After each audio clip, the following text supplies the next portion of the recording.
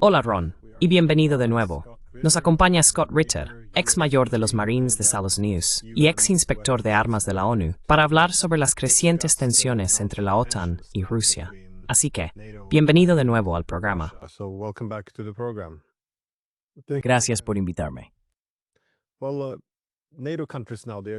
Bueno, ahora los países de la OTAN acusan a Rusia de violar tanto el espacio aéreo polaco como el rumano con estos drones señuelo. Algunos han calificado esto como un ataque y piden una zona de exclusión aérea. En respuesta, tenemos al expresidente de Rusia, Dmitry Medvedev, argumentando que esto significaría una guerra directa. Luego está el portavoz del Kremlin, Peskov, que ha salido diciendo que la OTAN ya está de facto en guerra con Rusia. Todo esto ocurre mientras rusos y bielorrusos están realizando su ejercicio militar Zapad. ¿Qué crees que está ocurriendo aquí? ¿Existe la posibilidad de que esto desemboque en una tercera guerra mundial? ¿O es simplemente, supongo, mucho ruido?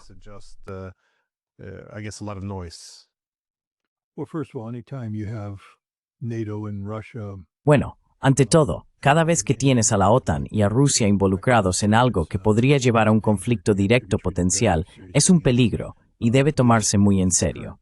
Y esta crisis actual debe tomarse muy en serio.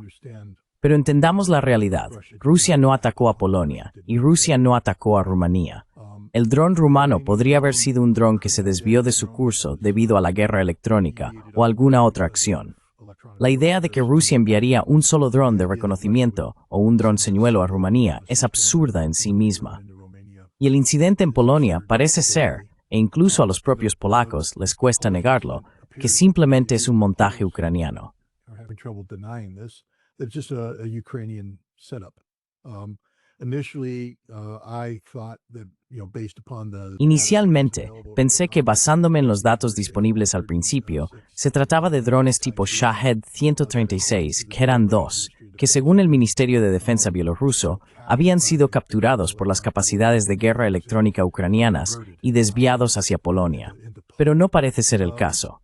Estos parecen ser drones señuelo desechables que Ucrania ha ido acumulando con el tiempo, reparando y luego enviando a Polonia. Y esto fue premeditado y coordinado, por supuesto, lo que significa que no tomó por sorpresa a los polacos. Los polacos sabían exactamente lo que estaba ocurriendo.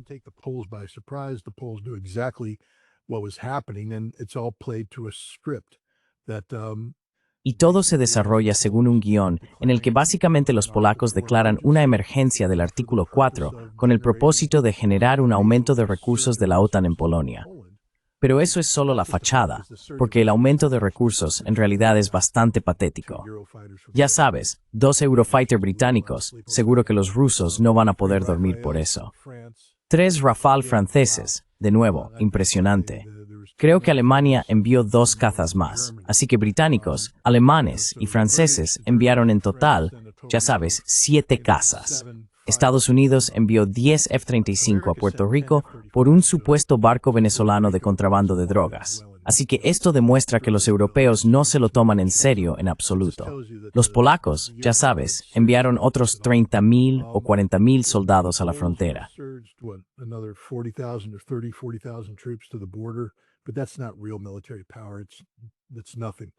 Pero eso no es poder militar real. No es nada. La gran noticia aquí es que ahora Ucrania va a entrenar a las defensas aéreas de la OTAN en cómo interceptar drones y misiles rusos. Aquí es donde se vuelve problemático, porque lo que está ocurriendo es que estamos creando una fuerza militar en Polonia que podrá integrarse casi de inmediato en la defensa aérea integrada de Ucrania, si se toma la decisión de extender este paraguas de defensa aérea hacia el oeste de Ucrania. En el pasado, uno de los grandes obstáculos era que simplemente no se podía conectar la OTAN con Ucrania. Pero ahora están creando una situación en la que sí se puede conectar la OTAN con Ucrania. Ucrania se está conectando a la OTAN ahora mismo, mientras hablamos. Este es el peligro, que la OTAN se vea empoderada, envalentonada, o envalentonada, en el este de Ucrania.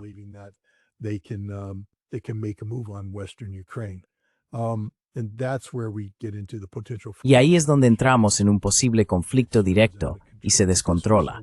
Pero esto fue una trampa al 100%. Estados Unidos lo sabe. Quiero decir, por eso Donald Trump no pierde el sueño por lo que está ocurriendo aquí. Si por un momento pensáramos que esto es una incursión rusa seria, verías recursos estadounidenses desplegándose, pero no estamos jugando a ese juego. Así que esto es un juego político, que todos saben que es un juego político. El problema es que las consecuencias de este juego político están creando una capacidad militar que puede integrarse directamente en la capacidad militar de la OTAN. Una vez que termine su entrenamiento, podrá integrarse perfectamente en la defensa aérea integrada de Ucrania.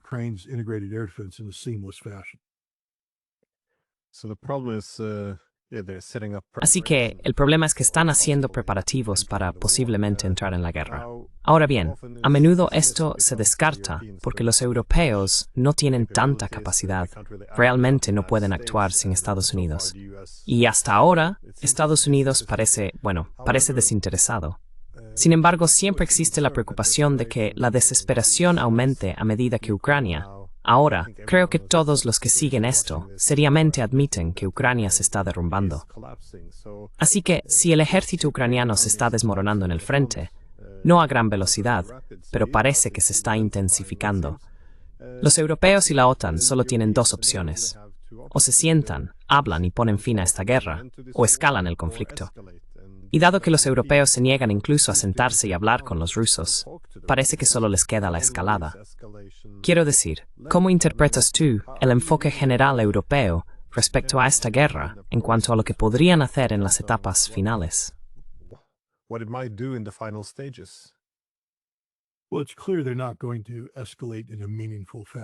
Bueno, está claro que no van a escalar de manera significativa. No tienen la capacidad para hacerlo. Vuelvo a creo que fue a principios de este verano, cuando el señor Narishkin, el jefe del Servicio de Inteligencia Exterior de Rusia, dijo que celebraron una especie de seminario donde discutieron cómo podría ser Ucrania en un escenario posterior al conflicto. Y una de las cosas que se debatió activamente fue que Ucrania occidental fuera entregada a los polacos, es decir, permitir que los polacos tomaran el control. Creo que esto podría ser la válvula de seguridad aquí. Lo llamaría escalada controlada. A medida que Ucrania misma se descompone, se disuelve, se desintegra, se verá una retirada de los recursos gubernamentales ucranianos hacia el oeste, en Leópolis y otras ciudades, junto con recursos militares ucranianos, aviones y cosas por el estilo.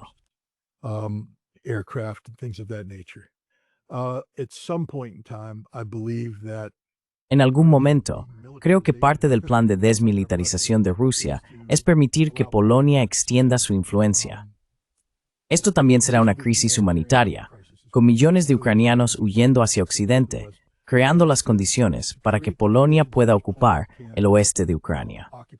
Para lograrlo, Polonia tendrá que extender su defensa aérea al oeste de Ucrania. Creo que eso es lo que estamos viendo aquí, un escenario de colapso controlado de Ucrania. Porque lo que sucede ahora es que Polonia no permitirá que un ejército ucraniano viable permanezca intacto en territorio bajo control polaco. Así que los polacos tendrán obligaciones de desmilitarización, retirar este ejército, este equipo, de un ejército ucraniano que en efecto será desarmado por la OTAN, y también la desnazificación.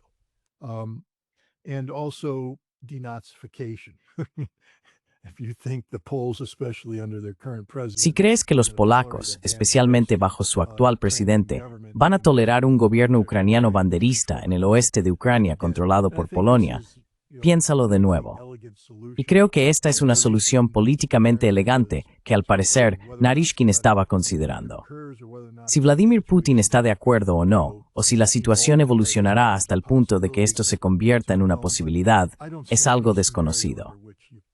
Pero no veo ningún escenario en el que Europa lleve a cabo una intervención agresiva y significativa diseñada para enfrentarse directamente con las fuerzas rusas.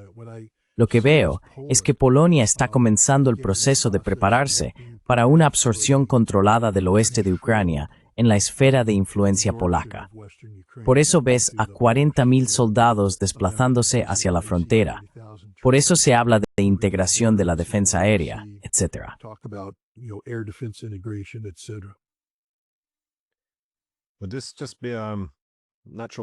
¿Sería esto simplemente una parte natural de la desintegración de Ucrania entonces?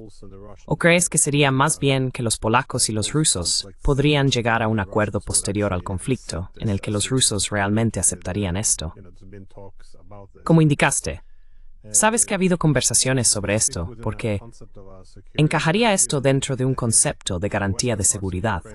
Entonces, si las partes occidentales de Ucrania estuvieran bajo algún tipo de protección polaca, lo que sería una absorción gradual.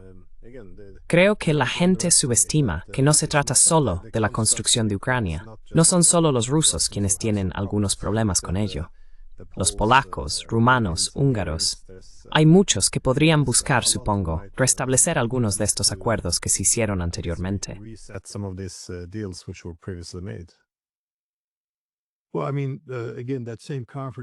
Bueno, quiero decir, de nuevo, en esa misma conferencia donde Naryshkin y compañía contemplaron que Ucrania Occidental cayera bajo la esfera de influencia polaca, también hablaron de que Cárpato iría a Hungría y otros territorios a Rumanía también.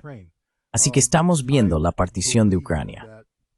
Creo que, mira, sabemos que Lukashenko, el presidente de Bielorrusia, ha dicho que cualquier incursión polaca en Ucrania Occidental automáticamente llevará a Bielorrusia a la guerra porque no lo permitirán. Así que cualquier incursión polaca en Ucrania Occidental, creo, no puede ocurrir sin que los rusos la autoricen de antemano, lo que significa que probablemente ya existe un entendimiento entre Rusia y Polonia. Ya sabes, así es como funcionan los servicios de inteligencia.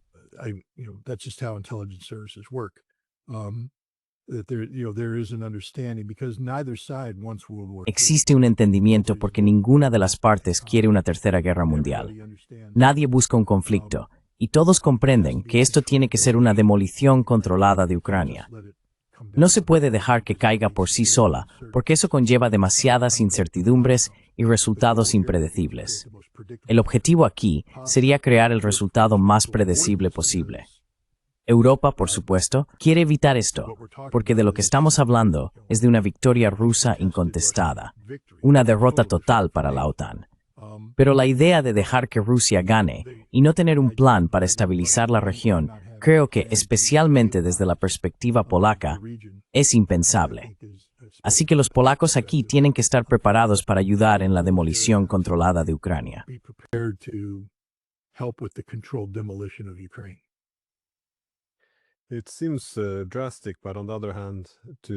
Parece drástico, pero por otro lado, sugerir que Polonia no está haciendo ningún plan para lo que sucederá en la Ucrania de posguerra sí parece un poco absurdo. Hay que adaptarse a la realidad tal como es. Pero, como has sugerido, puede que los europeos no estén de acuerdo en esto. De hecho, el secretario general de la OTAN, Mark Rutte, sigue insistiendo en que Ucrania está en camino de ingresar en la OTAN. Sigue diciendo que, en un eventual alto el fuego, se enviarán tropas a Ucrania. Y por supuesto, Rusia no habría hecho sobre esto. Incluso discutir un veto ruso, ¿qué dicen los propios rusos, Rus?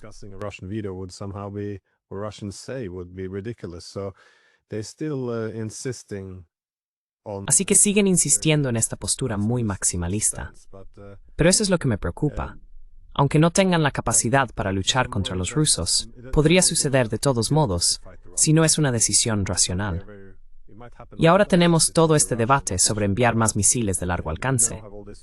No es justo que Ucrania tenga todas estas restricciones.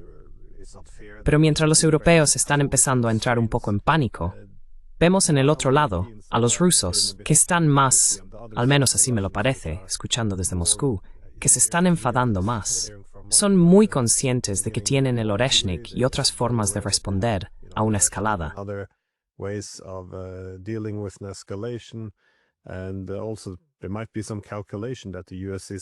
Y también podría haber algún cálculo de que es menos probable que Estados Unidos intervenga si hay una escalada seria entre los europeos y Rusia. ¿Cómo ves esta posibilidad? Que los rusos puedan, de nuevo, no estoy seguro. Ayer hablé con Dmitry Polyansky, que representa a Rusia en las Naciones Unidas. Él dijo que esto fue una operación de falsa bandera ucraniana. Pero de nuevo, no se puede descartar que los rusos también estén enviando una señal a Occidente. No estoy seguro de que sea el caso, pero ¿ves alguna posibilidad de que estemos avanzando hacia una guerra directa, al menos entre los europeos y Rusia, aunque no implique a los estadounidenses?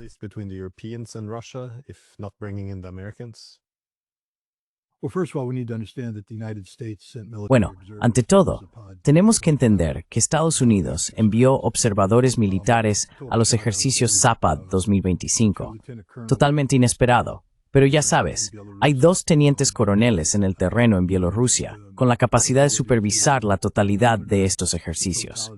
Esto no es lo que haces si te preocupa un conflicto con Estados Unidos. Esto es lo que haces cuando intentas convencer a Estados Unidos de que no representas una amenaza. La otra cosa es que simplemente tenemos que enfrentarnos a la realidad. Mira, cuando mis hijos eran pequeños, les decía que Papá Noel existía.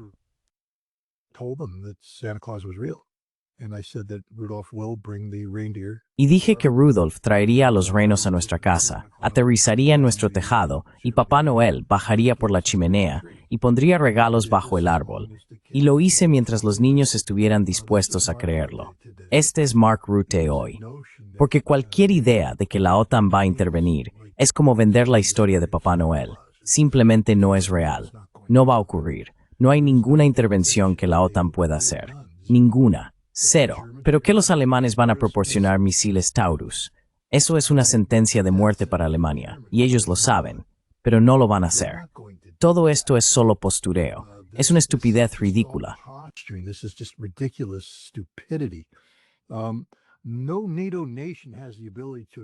Ninguna nación de la OTAN tiene la capacidad de iniciar y sostener operaciones militares significativas contra Rusia. Ninguna. Incluso los polacos, con 40.000 soldados, no llegarían a avanzar 20 kilómetros dentro del oeste de Ucrania antes de detenerse por problemas logísticos. Polonia es incapaz de apoyar logísticamente ese tipo de avance en tiempos de paz. Ahora imagina, bajo fuego, lo rápido que ese avance colapsaría y lo rápido que esos 40.000 soldados polacos se convertirían en muertos, heridos o prisioneros de guerra. Esa es la realidad. Se enfrentarían a un ejército ruso curtido en combate y a un ejército bielorruso que ha sido entrenado por soldados rusos experimentados en combate, o en el caso de Wagner, por rusos.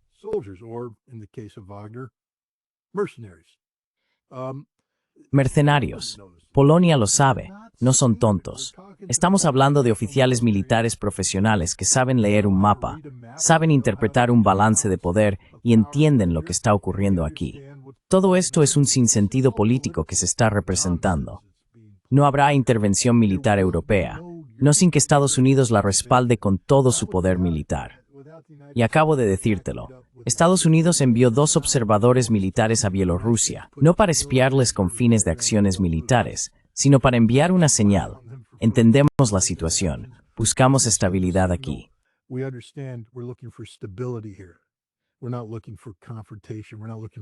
No estamos buscando confrontación, no estamos buscando sorpresas. Esa es la realidad. No habrá una gran intervención militar europea. En primer lugar, para hacer esto, necesitas el apoyo de tu gente. Y no veo que haya apoyo en Francia, y no veo que haya apoyo en el Reino Unido, y no veo que haya apoyo en Alemania, y sinceramente tampoco veo que haya apoyo en Polonia. La gran mayoría del pueblo polaco está en contra de la idea de ir a la guerra con Rusia. Así que esto es solo una fantasía por parte de Rutte, que está viendo cómo la OTAN se desmorona ante sus ojos. Quiero decir, se acabó.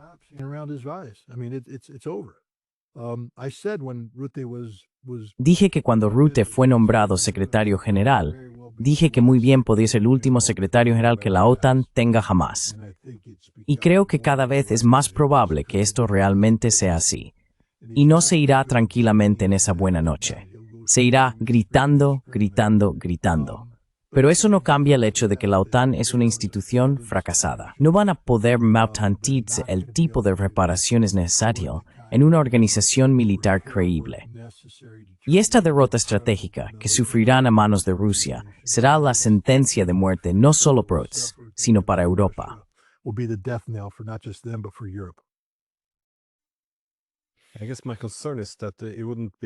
Supongo que mi preocupación es que no se trata de una intervención o de no intervenir, sino de este incrementalismo que hemos visto durante los últimos 3 años y medio, porque siempre hay margen para el error de cálculo. Como reveló el New York Times, y creo que todo el mundo lo sabía, han sido principalmente generales estadounidenses quienes han dirigido la guerra desde Alemania, proporcionando logística, inteligencia, selección de objetivos, incluso con algunos de estos misiles de largo alcance operados por occidentales. Supongo que mi preocupación es que Rutte mismo cree en los Reyes Magos, que los rusos no harán nada en respuesta, porque tenemos todo este incrementalismo gradual, y los rusos nunca hacen nada. But wait, Glenn, what do you mean the Russians are? Pero espera, Glenn, ¿qué quieres decir con que los rusos nunca hacen nada? Han matado a 1,7 millones de ucranianos. Han destruido todo lo que la OTAN les ha enviado. Esto es una guerra de desgaste. Es decir, ese es el error que cometen Keith Kellogg y otros, porque no ves las grandes flechas rojas en el mapa. Obviamente, Rusia no está replicando la toma de Berlín, pero de eso no trata esta guerra. Esta guerra trata de lograr el colapso militar de Ucrania y la OTAN, y eso está ocurriendo mientras hablamos, porque 1,7 millones de soldados ucranianos ya no pueden luchar. Hay más de 2 millones de heridos ahí fuera. Todo el equipo que proporciona la OTAN acaba en los desguaces, o se rota de vuelta a Europa para ser reparado, solo para volver y ser destruido otra vez. Rusia lo ha destruido todo. Este es el 6º ejército ucraniano que Rusia está destruyendo ahora mismo, la 6ª vez que la OTAN lo ha reconstruido. Yo diría que es bastante obvio que Rusia está derrotando a la OTAN en todos los frentes, sin lugar a dudas, sin preguntas.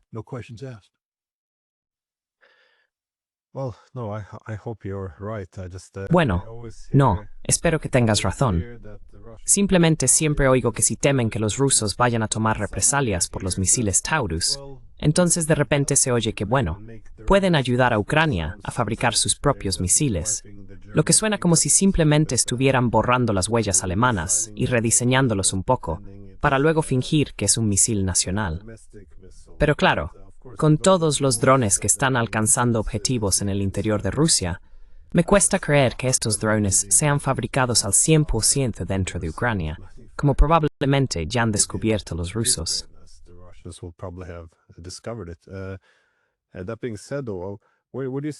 Dicho esto, ¿hacia dónde crees que se dirige ahora esta guerra?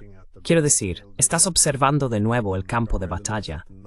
Uno se fija principalmente en las cifras de desgaste, en una guerra de desgaste, pero algunos de los cambios territoriales también nos parecen significativos. ¿Crees que los rusos están preparando una ofensiva masiva para acabar con todo? ¿O van a continuar con este incrementalismo? ¿Están intentando cortar nodos clave o centros logísticos? ¿Qué crees que deberíamos esperar en las próximas semanas?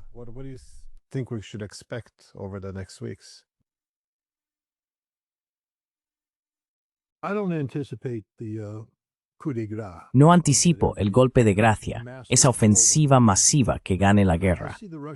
Veo que los rusos tienen ahora una fórmula ganadora y les está funcionando muy bien. Aún debemos respetar el hecho de que Ucrania tiene un ejército muy grande, y dentro de este ejército hay unidades que poseen un poder de combate considerable, y Rusia tiene que tratar estas unidades con respeto.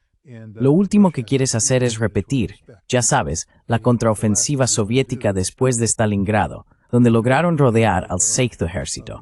Pero luego se excedieron, y eso fue lo que hizo que el Cuarto Ejército de tanques quedara aislado.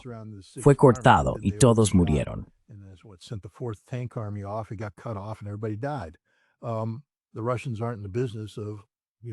Los rusos no están dispuestos a permitir que sus unidades sean sacrificadas de esa manera. La guerra terminará cuando Ucrania colapse, militar, económica y políticamente. Y hay una sinergia entre esos 3 aspectos. Están conectados. Así que los rusos, en este momento, seguirán destruyendo al ejército ucraniano mediante una guerra de desgaste que también está resultando en importantes ganancias territoriales. No son los grandes avances que todos esperan de la Segunda Guerra Mundial, pero están avanzando 5 kilómetros al día en algunas zonas. No está mal. Continuarán con la guerra económica. Lo estás viendo con sus drones.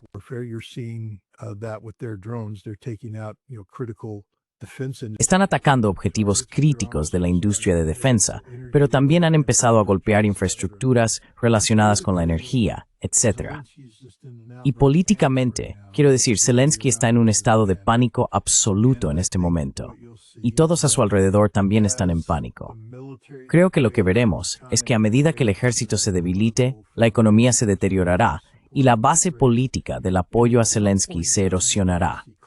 En algún momento, vamos a ver un colapso. Cuando ese colapso ocurra, entonces contemplaremos la posibilidad de esta demolición controlada de Ucrania, donde Rusia se dirigirá a los polacos y les dirá ahora. Entonces los polacos entrarán y tomarán el oeste de Ucrania, mientras los rusos avanzan y consolidan su control sobre Kiev y Odessa, etc.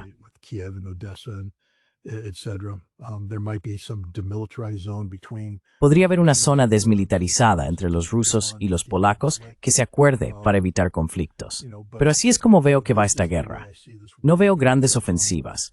No veo una ofensiva importante diseñada para resolver esto. Veo que los rusos saben que mientras Europa sea capaz de inundar Ucrania con recursos militares, Ucrania luchará hasta el último ucraniano. Y lamentablemente para Ucrania,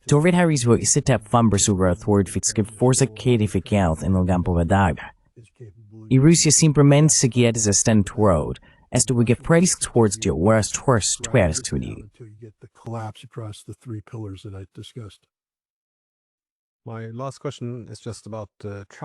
Mi última pregunta es solo sobre Trump.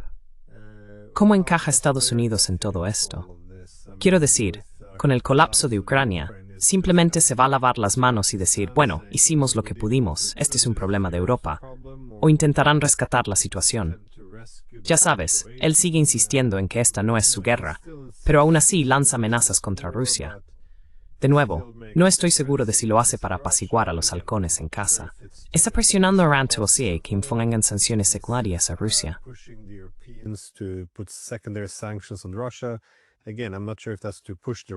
De nuevo, no estoy seguro de si eso es para presionar a los rusos a sentarse en la mesa de negociaciones o simplemente para asegurarse de que los europeos se hayan aislado en el mundo y hayan quedado supeditados a Estados Unidos al no tener otros socios comerciales. Es muy difícil de interpretar. Escucho tanto a estadounidenses como a rusos bien informados decir que el desarrollo bilateral de las relaciones está mejorando, que están ocurriendo cosas. Pero, ¿cómo interpretas tú a Trump? Porque esto siempre es complicado. ¿Pero crees que es solo una puesta en escena o simplemente está continuando con el legado de Biden? ¿Cómo valoras todo esto?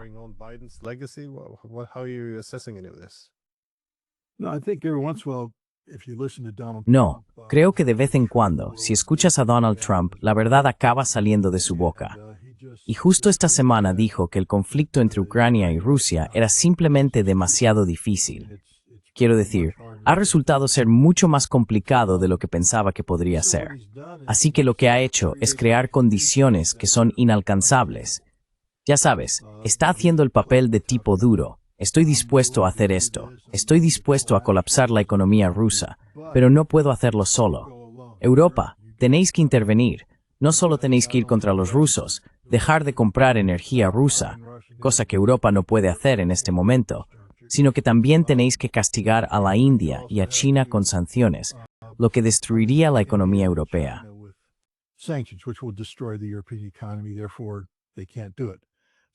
Por lo tanto, no pueden hacerlo. Así que Trump estableció condiciones imposibles de cumplir. Y creo que lo hizo a propósito, porque ahora puede decir que Europa no se toma en serio poner fin a esta guerra. Por lo tanto, no esperen que nosotros carguemos con el peso de esto. Nos vamos. Así es como él se desentiende. Y ya sabes, eso formará parte del colapso económico, militar y político de Ucrania. Cuando Estados Unidos tome la decisión estratégica de desvincularse de Ucrania, y eso ocurrirá más pronto que tarde. No creo que Trump vaya a alargar esto para siempre. Le ha dado una oportunidad a Europa. No creo que Europa vaya a poder cumplir las condiciones que Trump ha establecido.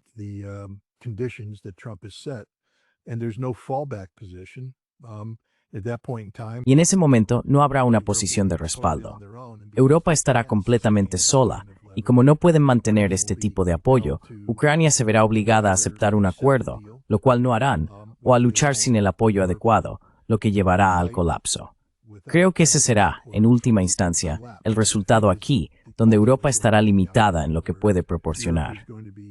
Ucrania se quedará sin recursos, tanto militares como económicos. Y como mencioné antes, existe una relación entre el colapso militar, político y económico. Creo que veremos cómo los tres se derrumban prácticamente al mismo tiempo.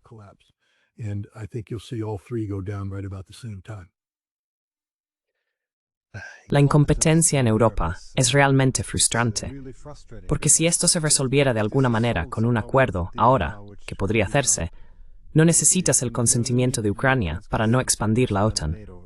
Y en lugar de un colapso, quiero decir, un colapso sería un desastre humanitario. Solo piensa en lo que ocurriría en el campo de batalla a medida que todo se desmorona.